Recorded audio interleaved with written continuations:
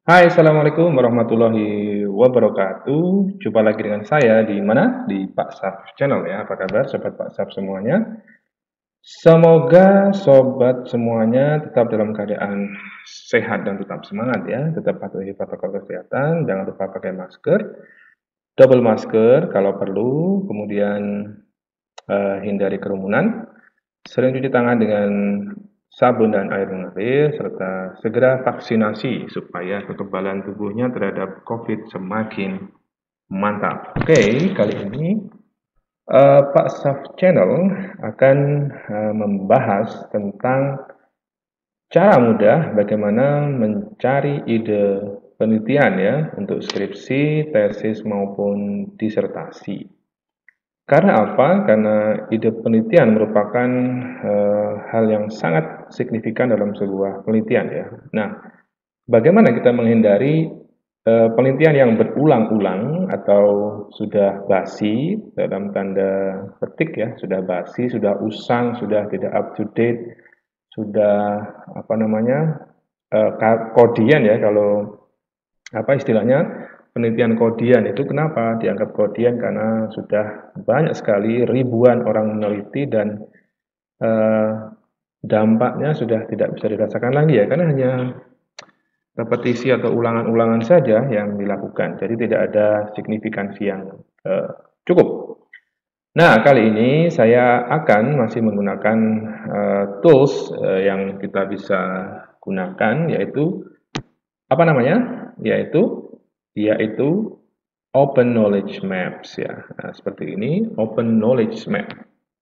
Nah, ini tampilannya Open Knowledge Map, a visual interface to the world scientific knowledge. Jadi bagi adik-adik mahasiswa yang sedang mulai atau sudah masuk semester 7 ya biasanya atau 8 ketika sudah akan membuat skripsi, angka baiknya bisa mengeksplor tools ini dengan bijak ya, supaya nanti penelitian Anda itu akan bermanfaat untuk masyarakat. Tidak hanya formalitas sebagai syarat lulus saja, tapi semoga hasil atau karya ilmiah atau tugas akhir Anda itu bisa memberikan manfaat yang besar kepada masyarakat dan juga tidak mengulangi kesalahan-kesalahan yang sudah dilakukan oleh peneliti sebelumnya. Bukan kesalahan tapi sesuatu yang mungkin kurang diperhatikan oleh mahasiswa sebelumnya atau peneliti-peneliti sebelumnya. Nah, saya akan mendemokan bagaimana kita mencari topik penelitian untuk skripsi, tesis maupun disertasi yang cukup mudah menggunakan tools ini. Namanya Open Knowledge Map. Di sini ada PubMed, ada untuk yang jurusan misalnya eksakta atau jurusan teknik atau jurusan MIPA itu bisa menggunakan PubMed ya. Kita coba di sini misalnya apa ya? Misalnya instalasi gitu misalnya ya, instalasi listrik misalnya ya. Karena saya bukan orang MIPA jadi saya tidak terlalu familiar dengan istilah-istilah terkait dengan bidang-bidang teknik ya. Coba kita lihat di sini apakah bisa kita mencari topik penelitian yang akan kita gunakan dalam penelitian kita. Okay, please be patient. This takes around 20 second ya. Janjinya 20 detik, jadi tidak lama, cukup mudah. Jadi sobat semuanya bisa menggunakan tools ini dengan sangat mudah. Syaratnya hanya satu, jaringan internet ya. Jadi pastikan jaringan internetnya lancar sehingga kita bisa melihat seperti apa sih cara ini bekerja. Ternyata tidak banyak ya. Oke, nah di sini ternyata tidak terlalu banyak, atau mungkin keyword saya tidak kurang pas ya. Mungkin saya kembali ke halaman depan saja. Life Sciences, oh, kita pakai ini aja, pakai base saja ya. All disciplines ya, sama. Coba listrik, coba kita lihat di sini, apakah kita bisa menemukan topik penelitian terkait dengan instalasi listrik dengan Open Knowledge Map ini. Ya, mudah-mudahan bisa menemukan topik penelitian yang baru ya. Jadi tidak usang atau tidak kodian. Jadi nanti penelitian sobat mahasiswa semua akan sangat berdampak terhadap masyarakat. Oke, kita tunggu sebentar.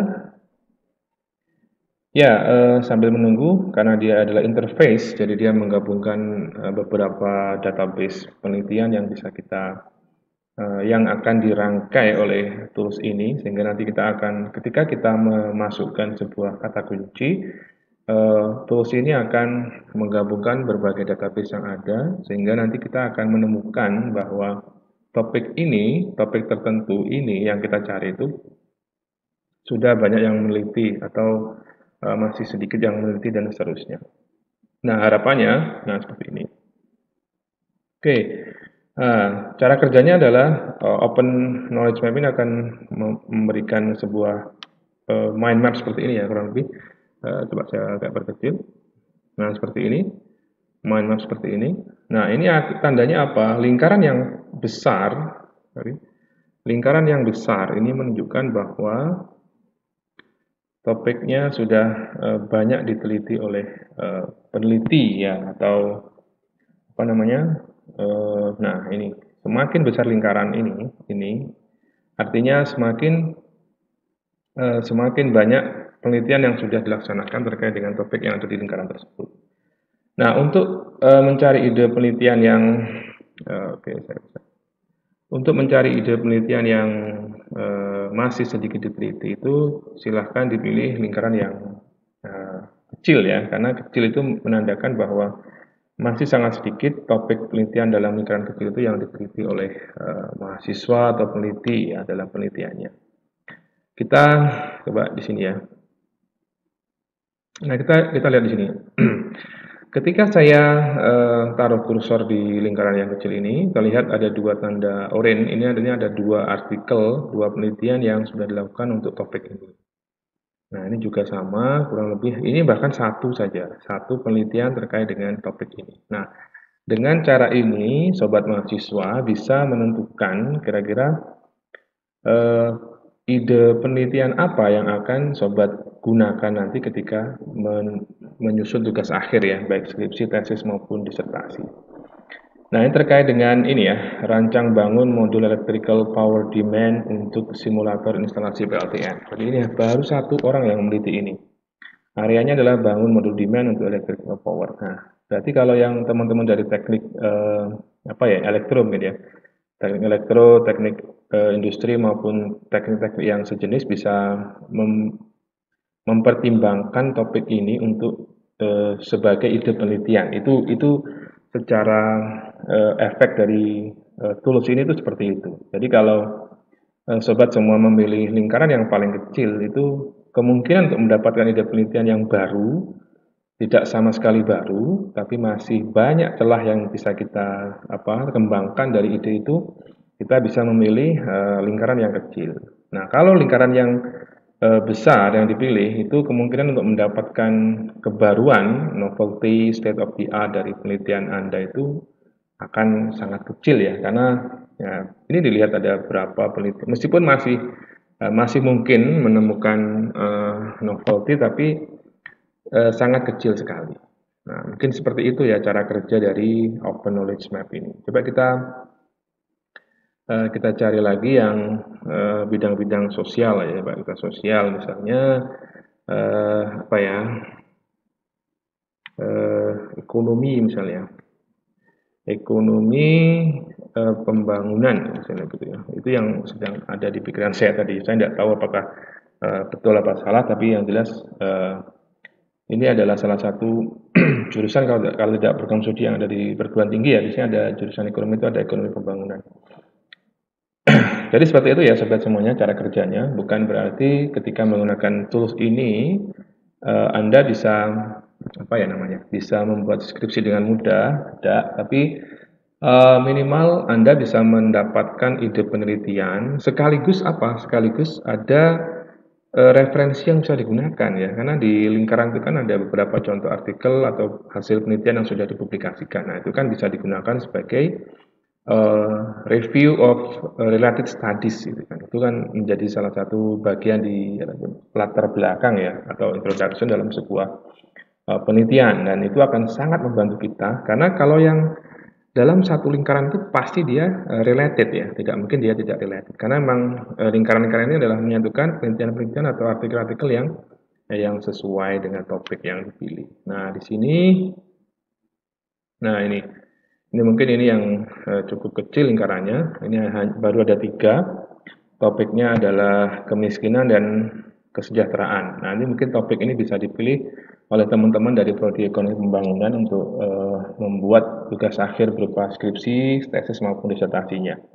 Dan pasti kalau memilih yang kecil ini pasti akan mendapatkan ide penelitian yang cukup baru dan pasti dipastikan novelty-nya akan cukup tinggi dibanding dengan seperti ini yang sudah banyak sekali penelitian sejenis yang dilaksanakan oleh peneliti, mahasiswa maupun orang lain ya. Jadi itulah kurang lebih fungsi utama dari Open Knowledge Map. Selain itu juga tadi saya jelaskan bahwa salah satu fungsinya adalah ini. Kalau kita klik seperti ini, kalau kita tertarik dengan topik ini misalnya, nah kita sudah mendapatkan 1, 2, 3, 4, 5, 6, 7, 8 artikel sejenis yang kita bisa gunakan untuk mensupport penelitian kita. Artinya apa? Untuk point review of related studies itu sudah di tangan lah. Minimal kita sudah punya 8 recent article ya. 8 artikel terbaru terkait dengan topik yang akan kita kembangkan. Jadi ya kita harus berterima kasih terhadap kemajuan teknologi ya, karena semakin kesini semakin berkembang teknologi sehingga semuanya dimudahkan dengan adanya teknologi itu. Jadi kalau mahasiswa sekarang ini skripsinya molor, itu menurut saya yang salah pasti mahasiswanya. Ya itu tidak selalu benar, tapi kalau berdasarkan pengalaman saya, karena tools-nya semakin banyak sekali, ada Open Knowledge Map untuk ide penelitian, ada Grammarly untuk cek grammar, ada Preposio, ada Quillbot, ada Smodin, dan sebagainya yang sangat bisa membantu sobat semuanya menyelesaikan skripsi yang berkualitas ya. Ada Mendeley dan seterusnya. Pasti berkualitas karena sekarang toolsnya semakin beragam dan semuanya bisa kita maksimalkan. Jadi skripsi bukan lagi momok, harusnya skripsi itu menjadi sebuah kegiatan yang menyenangkan ya, karena kita bisa mengkolaborasikan berbagai jenis tools yang bisa kita gunakan secara gratis di internet, dan tentunya plagiasi yang menjadi masalah besar dalam penelitian itu bisa kita hindari dengan dengan tools-tools ini. Artinya karena sistem-sistem ini bekerja dengan sangat presisi, ya meskipun masih ada plus minusnya pasti ada, namun kita akan sangat terbantu untuk menyusun topik penelitian, kemudian mulai menyusun skripsi dengan rev and write dan seterusnya. Kemudian kita menggunakan reference manager Mendeley, EndNote maupun Zotero. Skripsi yang dihasilkan anak sekarang itu pasti akan lebih baik daripada skripsi yang dihasilkan oleh mahasiswa yang lahir sebelum atau lulus sebelum tahun 2000.